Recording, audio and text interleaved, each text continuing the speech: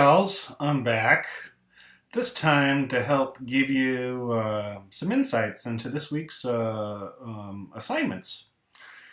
We got a few. As you can see here, got to watch your film. All right. So if you haven't already checked out, the requirements for that, go back to Module One. All right. Check out the approved film list. Pick one. Lots of them are available on Netflix or Hulu or other streaming services, or you might actually already own one. So early in the week, watch your film.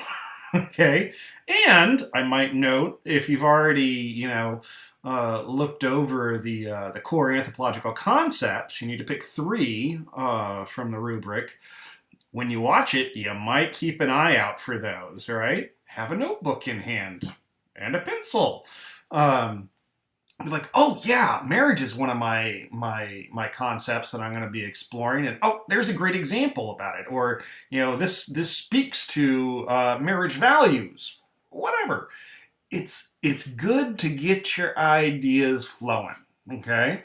Because this is a multi-stage process, right? We got milestone 1, milestone 2, and the final project, right? So we'll be building. And the more you kind of put into each step, the better of a final product that you're going to come out with, guaranteed. So watch your film. I also suggest taking notes while you do it, keeping an eye out for your themes. Next up, discussion this week. New folks in town. This is a pretty cheesy setup, but it's actually not that uncommon. Gosh, I can't. I can recall so many times I've had nearly the same conversation at my dinner table. But it's a great example, all right? Let me flip on over to, actually, just click that. And here we are at our discussion forum. Come on down here to discussion 2, new folks in town. And it's set around a holiday dinner, It's a pretty special time where lots of conversation is going on. And it turns to talking about some new folks in town and how they're different. All right? Remember my module announcement? Difference? All right, it's one of the key things that we're always looking for in anthropology, particularly cultural anthropology.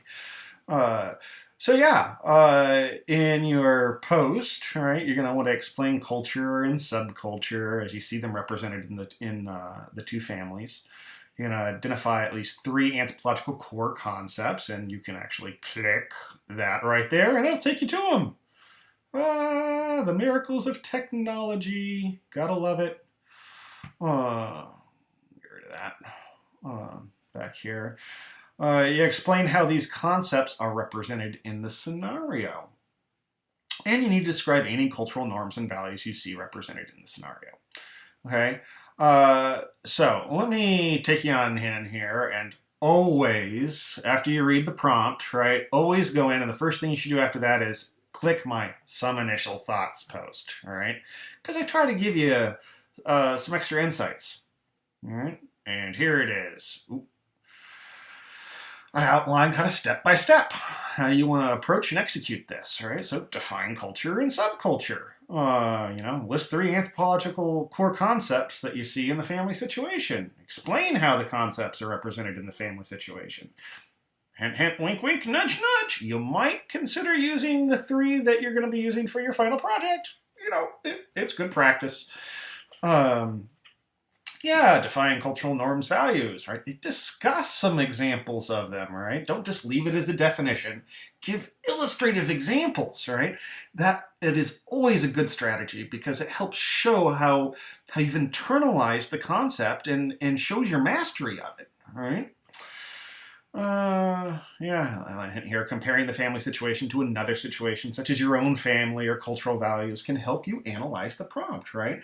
A comparative approach, okay? Let's see here, 2 response posts, all right? So you're gonna be looking for your peers who selected different anthropological concepts than you, all right? You need to assess, are culture and subculture properly defined? Okay. Are they appropriately applied? Can you explain why you think they are or aren't? Consider comparing your applications to theirs, right? More comparative approach, right? It's good stuff. It helps show difference. And by seeing that difference, it allows us like, oh, hey, I didn't realize. Pick at least two other, pick at least two of their anthropological concepts, and are they properly defined? Are they appropriately applied? Explain why you think they are or aren't. Ask questions, offer suggestions. Apply your critical thinking, okay? Don't be like, I liked your post. No. Challenge yourself. Engage it. Engage the material and engage your fellow students, all right? And that'll make for, some good work. Okay, enough of that discussion. Let me pop on back. Where was I? Learning modules. Down to 2. And here we are. Milestone 1. Setting the stage, okay? So this is why you need to watch your movie early on in this week. And you're going to be, here, let me actually go to the guidelines in a rubric. Always have these in hand when you're, drafting your responses to these things, okay? It'll help ensure that you're not missing any key things that you need to include. Yeah, so I'm not going to go over the overview and prompt. You can do that. But what I want to draw your attention to is the critical elements. All right? Critical elements right here. I don't know if you can see my pointer. And you have 2 key things that you need to be focusing on here. One is cultural relativism. This is one of our most fundamental concepts. And you need to be practicing it and using it throughout this course. All right? Consider it a necessity. Okay? And like here it says, ensure that you practice using cultural relativism as you describe and write about your movie. You need to use respectful language, avoid making judgments about the characters, and remain objective during your analysis. All right? This is not a separate section of your paper, but will be evident in how you write about your film. All right? So I'm not looking for a section on cultural relativism. I'm looking for you to apply it throughout. Okay? For this milestone, you're going to be doing kind of an introduction. You'll introduce your film and the 3 anthropological concepts that you selected, right? You're going to give a brief synopsis, need to provide the title and a brief synopsis of the film. And a synopsis is, think of it as 3 lines. What's it about? It doesn't have to be an exhaustive thesis, right? Synopsis means short, right? A quick little overview, okay? Because you're actually going to be spending the rest of your paper, right, digging into your concepts and exploring them at depth. After you give a synopsis, you're going to develop and write a clear thesis statement, okay? That identifies the 3 core concepts that you're going to be examining. You can highlight it, you can bold it, make it a different color to make it stand out. Let me move this so you can fully see. Before completing this assignment, consider viewing the tutorials provided in the module resources. Aha! That's important stuff. Okay, so let me flip back here. If you scroll up, tutorial, thesis statements. Tutorial, argumentative thesis statements, right? These are here to help you, all right? Now, if you're pro at writing thesis statements, you can go ahead and give it a go. But I definitely recommend you check these out to make sure that you're on the same page of what we're looking for, okay? Here. Just click this and give you a little idea of what we're talking about. I see it. It's going to walk you through. Good resource. All right. And again, the list of core concepts, you have a direct link right here, and you also have, if you haven't already picked your film, You need to do that real quick. Here is the approved film list.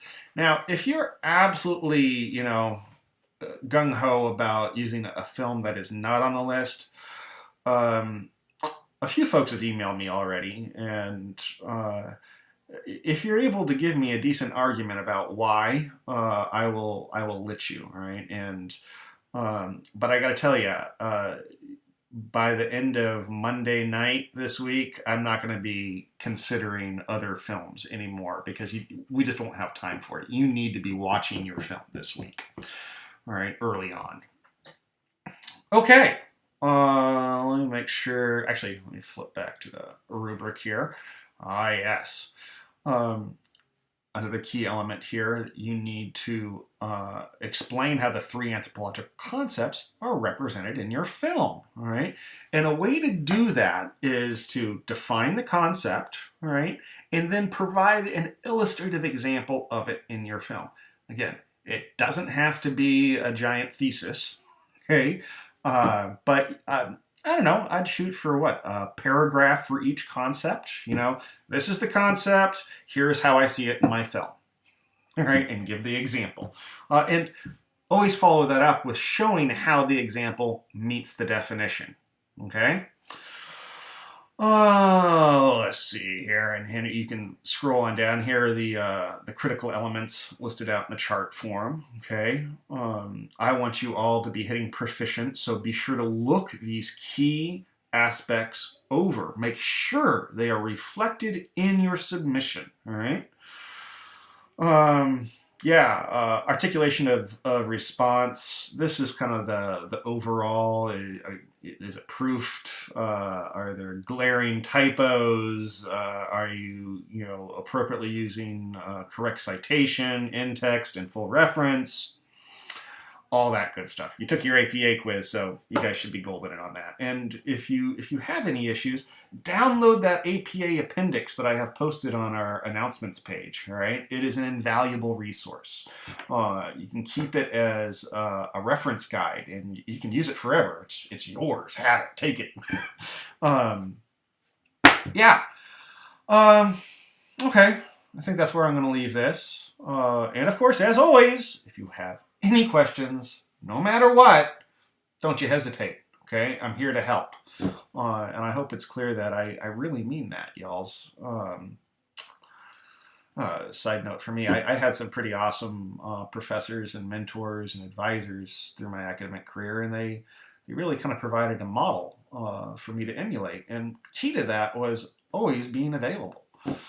So I don't want you to think that you're disturbing me or anything like that. I am here for you. All right?